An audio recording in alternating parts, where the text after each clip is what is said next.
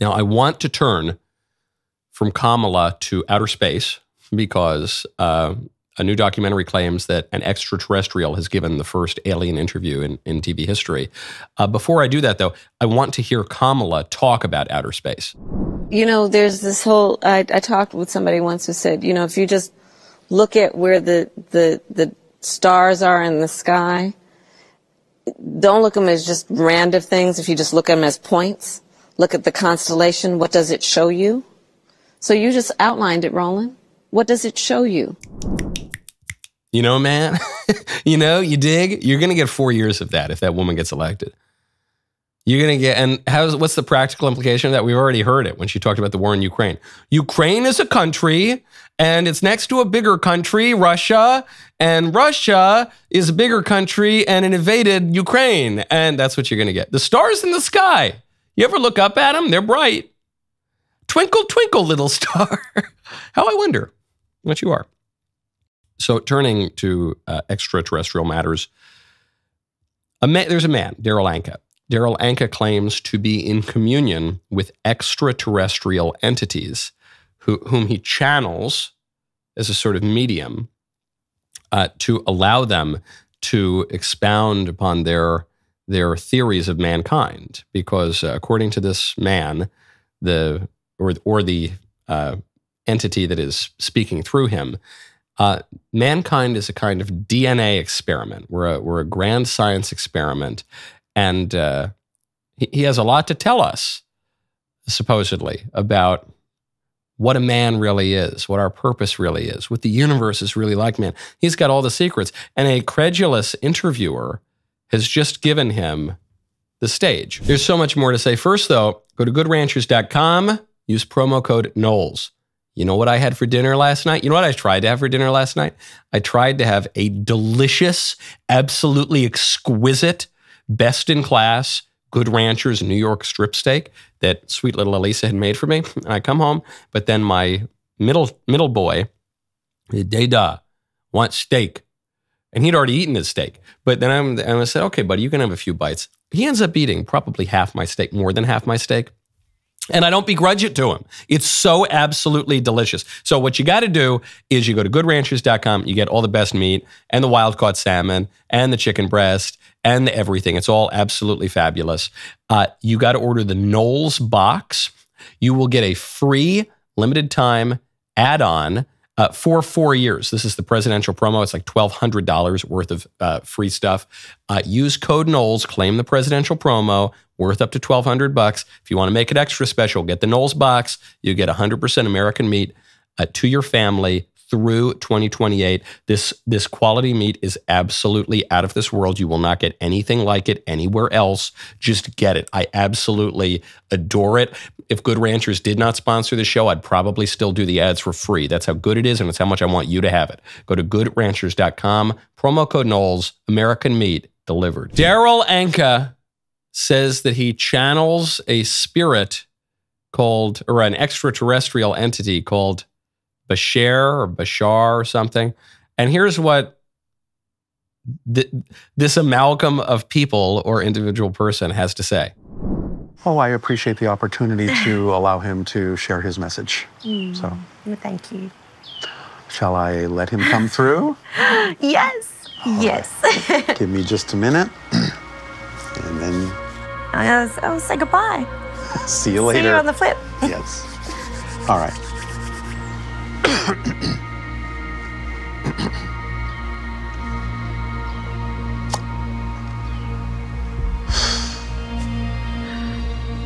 Oh, let us say good day to you this day of your time. How are you?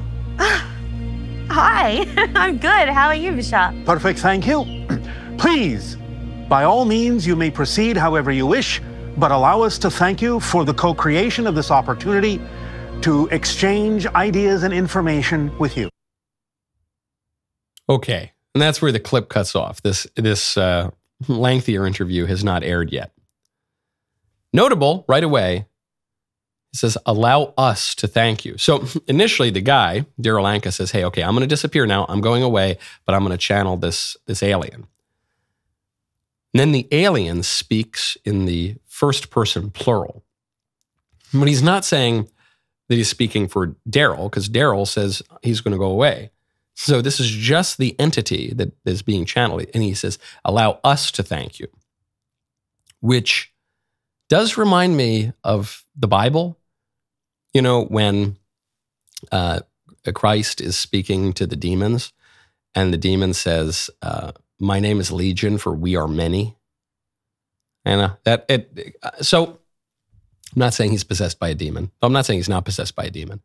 I guess he could be speaking in the royal we, but I don't have any evidence. I don't have any reason to believe that this, the entity that is speaking through this guy, or just this guy being a lunatic or a hoax artist, that any of these people are royalty. So it's creepy. What else does he say? According to the reporting, though we don't have the video yet, he says, the entity or the guy pretending says, several 100,000 of your years ago, an extraterrestrial species that called themselves the AnnNu, A-N-N, capital N-U, did in fact come to your world, and they were in search of certain minerals to assist them in the balancing of the atmosphere of their own world. Realizing what a monumental task it was, they decided to inject their own DNA, being master geneticists, into several of the hominid species that have evolved to a certain point and were similar enough to them to transform into those that could help them in this endeavor. Thus, they created the original hominid form, what came to be understood now as Homo sapiens.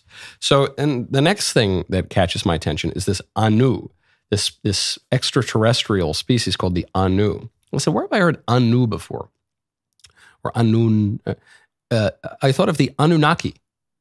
The Anunaki, which is demons worshipped by ancient Sumerians and Babylonians and Hittites, and a lot of different peoples worshipped these supposed deities, which now Christians would understand as demons, worship them. They were descendants of An, which were worshipped by the pagans as the sky deity. So coming from the sky, kind of like the extraterrestrials. That's kind of a strange coincidence.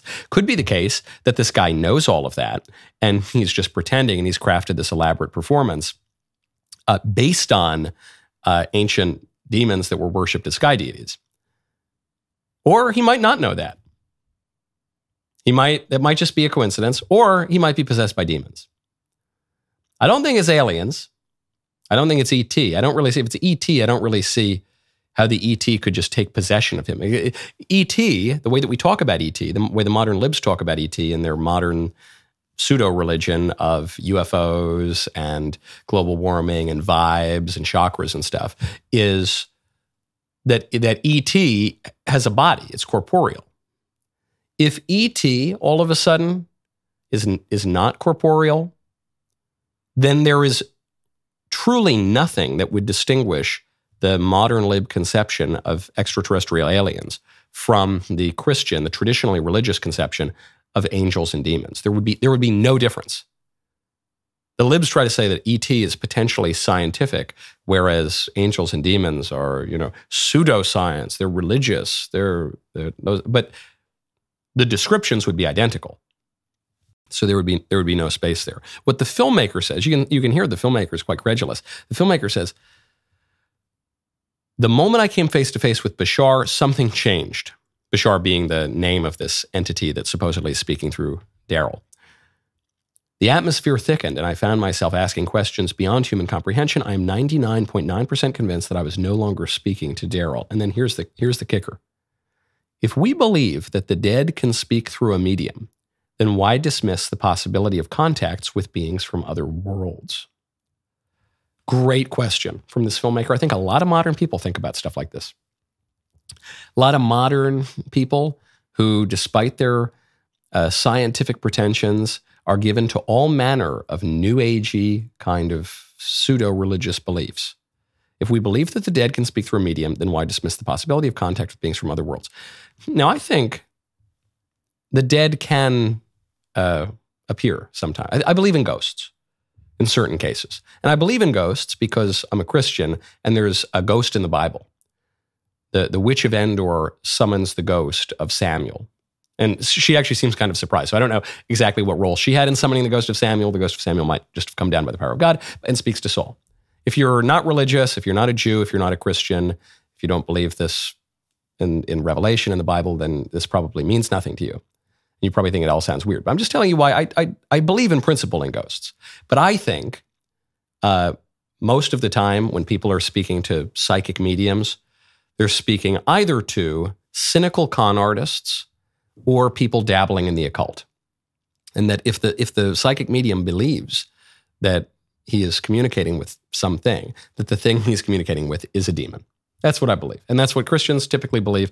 I've done a series of Michael and interviews with the exorcist, Father Dan Rehill, with a number of people who have lived in the occult, people who have practiced as psychic mediums, and they pretty much all say the same thing. There are three possibilities here. This man rather, is faking it. It's all just a big hoax and performance. Or he's a lunatic. He's just schizophrenic or something like that. Or he's channeling demons. Those are the only options.